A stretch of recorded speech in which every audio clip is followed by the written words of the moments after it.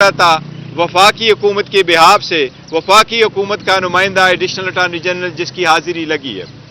उसके बाद election commission ने उस आर्डर को कभी इम्प्लीमेंट नहीं किया था। यह पहली मरतबा मैंने देखा है कि एक आईनी इदारा हाई कोर्ट जाता है और कहता है कि स्टे वेकेट करो, उससे कबल कि उस आईनी इदारे ने उस स्टे को इम्प्लीमेंट किया हो। इंस्टेड इलेक्शन कमीशन ने एक नया शेड्यूल इशू किया था कि आपकी जो रिजर्व सीट्स की स्क्रूटनी है हम इसको 13 तारीख तक लेके जाएंगे। मैं समझता हूं कि पीटीआई से बल्ला लेना इस लेजिटिमेसी का बहुत बड़ा क्वेश्चन आएगा आपके इलेक्शन का। 227 रिजर्व सीट आप हमसे नहीं ले सकते। आप बल्ला लेंगे तो आपके इलेक्शन को दुनिया कभी रिकॉग्नाइज नहीं करेगी। आप इस मुल्क के 859 सीट्स पे अगर आप इलेक्शन करवाएंगे इंडिपेंडेंट तो आपने बुनियाद रखी है और आप बुनियाद रखेंगे करप्शन की, हार्स ट्रेडिंग की, जिसके बारहा मजम्मत की गई है, जिसकी सबकी सुप्रीम कोर्ट बारहा कह चुकी है कि एक स्टेबल हुकूमत के लिए इस नासूर को आपको ख़त्म करना होगा।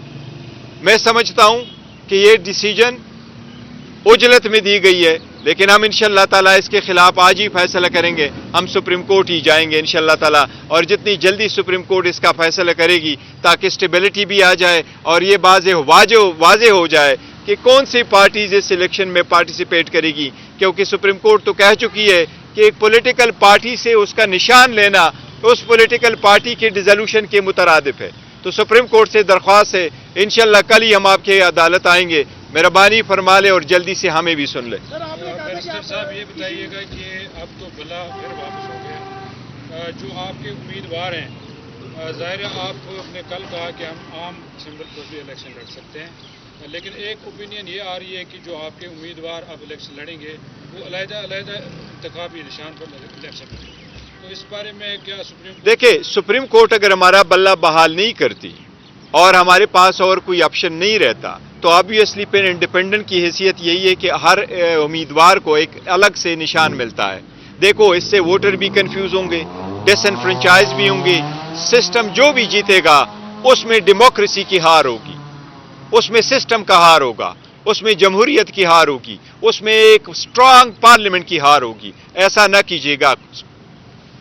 सर ये बताइएगा, खास तौर पे आपका बयान जो आज बहुत डिस्कस हो रहा है, आईएमएफ के साथ आपकी मुलाकात होती है और क्या आप लोगों ने एक कंडीशन सेट कर ली है कि अगर फ्री एंड फेयर इलेक्शन नहीं होते तो पीटीआई की जो सपोर्ट आईएमएफ मायदे के साथ है वो विड्रॉ कर लीजिए? देखिए, मैं आपको एक मिनट में आपको एक बताता हूँ।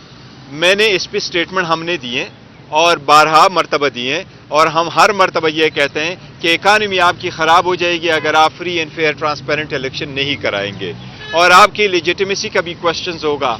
जो भी गवर्नमेंट आएगी ऐसी इलेक्शन के नज़र में उनकी लेजिटिमेसी का भी बहुत बड़ा क्वेश्चन होगा।